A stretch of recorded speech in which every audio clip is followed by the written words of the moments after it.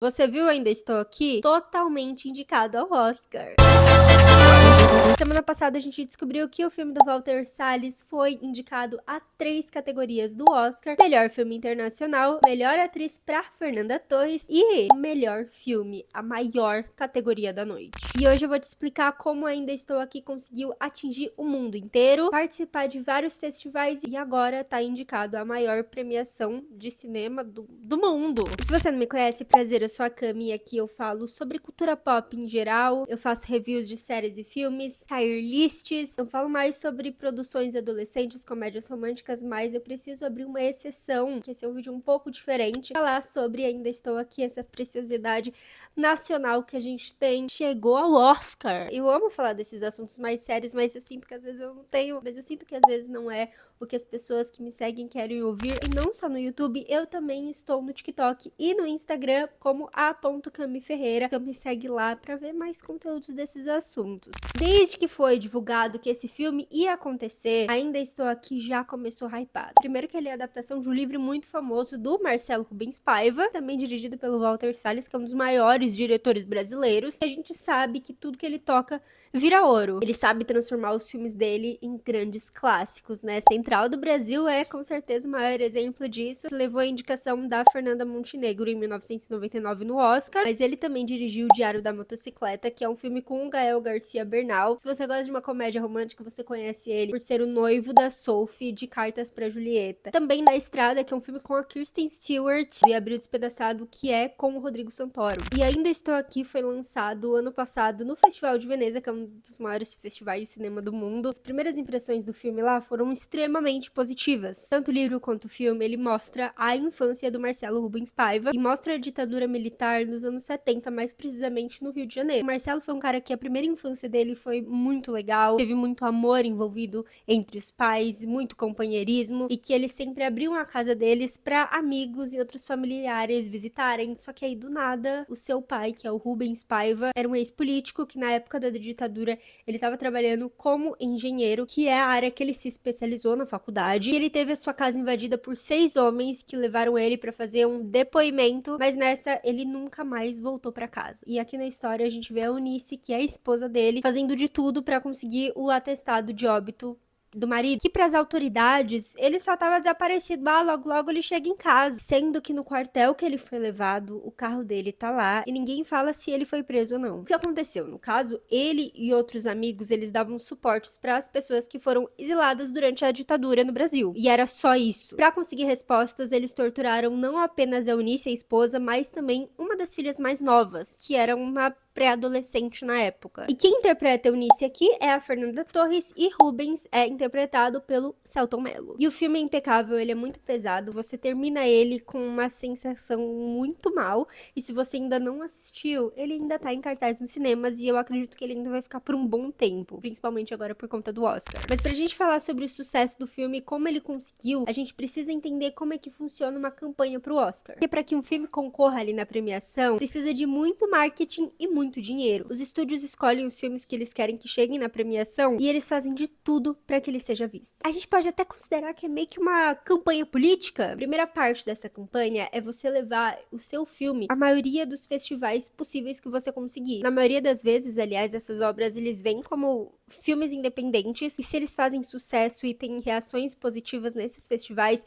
eles acabam sendo comprados distribuidoras grandes de cinema, porque afinal são eles que têm o dinheiro para promover o seu filme. E depois dos festivais começa o For Your Consideration, que é o para sua consideração. Mas você me pergunta o que é isso, Camila? Os estúdios vão submeter os filmes e os atores, os talentos, para serem considerados nas maiores premiações. Eles meio que dão dicas, faz meio que um guiazinho de quais categorias a obra poderia ser considerada uma indicação. Basicamente uma forma educada deles pedirem voto. Porque uma coisa é, eles não podem comprar. E agora eu vou dar uma mini aula de história para vocês do que aconteceu no Oscar de 19 1999 e o que rolou ali na premiação mudou a forma de campanha pro Oscar. O Harvey Weinstein foi um dos homens mais poderosos que Hollywood já teve. Ele foi um produtor muito requisitado e adorado, a gente pode falar, por muito tempo. E ele criou o estúdio Miramax junto com o irmão dele. E assim, esse homem é um dos maiores criminosos que já passou por Hollywood. Hoje em dia ele tá preso e ele foi acusado por uma rebelião de casos de assédio extremamente pesado, não é uma coisa que eu quero trazer aqui hoje. E muito do movimento Me Too e do movimento feminista em Hollywood aconteceu depois das denúncias contra ele. E antes disso, ele dominava Hollywood. Com a Miramax, ele financiava filmes independentes.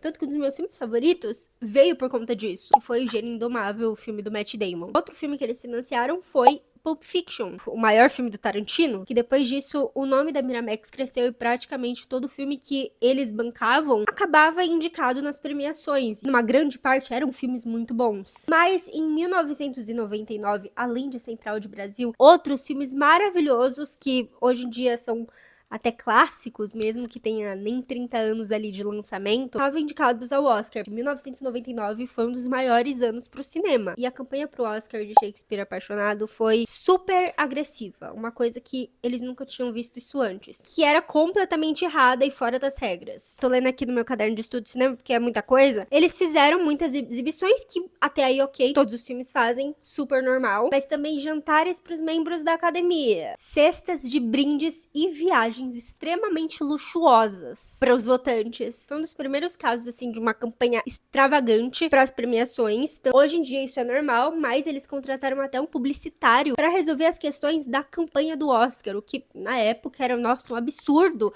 Cara, eles têm dinheiro a esse nível, sabe? Tudo isso rendeu 13 indicações ao filme. E ele conseguiu grandes prêmios, entre eles, melhor atriz, para Gwyneth Paltrow. Claro que depois disso a academia proibiu essas extravagâncias durante a campanha do Oscar. Mas voltando aqui pro assunto da campanha, pós For Your Consideration é quando começa de fato essa campanha, vai tudo a vapor. Os estúdios impulsionam esses filmes com várias exibições ao redor do mundo, com sessão ali de perguntas e respostas com os atores e o diretor do filme, comerciais, idas em talk shows para que eles fossem mais vistos tanto pelo mercado quanto para as pessoas, pro público. Pra eu te explicar o quão importante é essa ida nos programas, eu vou te dar o caso da Fernanda Torres. Primeiro de tudo, ainda estou aqui, participou de 50 festivais de cinema, que é muito. Como eu disse no começo do vídeo, ele estreou em Veneza. E logo depois o foco foi ter ali 1001 exibições na cidade onde tem a maior concentração dos votantes do Oscar. Não só do Oscar, mas das premiações no geral. Então, Los Angeles, Nova York, Londres e por aí vai. Quando a Fernanda ganhou o Globo de Ouro por Ainda Estou Aqui, no começo do ano,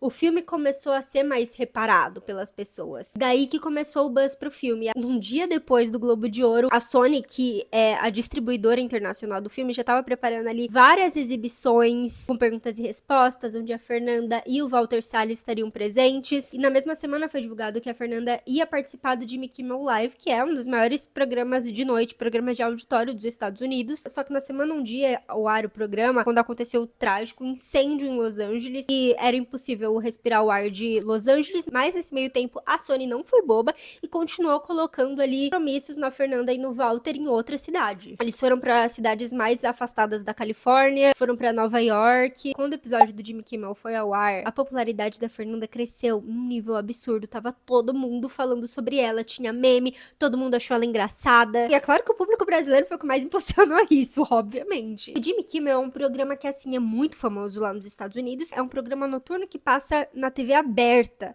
Então, assim, ele é visto não apenas por um grande público, mas por todas as faixas etárias. A partir daí o mundo conhecer o rostinho dela e o carisma que ela tem. Isso tudo muito perto do lançamento de Ainda Estou Aqui nos cinemas dos Estados Unidos. E essa ida no programa ajudou muito na bilheteria do filme, se eu não me engano. Ele tá com 400 e pouco mil dólares de bilheteria, que é muito, principalmente pra um filme internacional. Um filme que não é de língua inglesa. E foi o que foi, né, gente? Semana passada foi revelados os indicados ao Oscar e eles estavam lá. Não só uma vez, mas 3, viu? Respeita. A gente já esperava melhor filme internacional. Fernanda Torres como melhor atriz, a gente esperava, torcia, mas ainda tava com o pé atrás, tava com medo, mas ela foi indicada.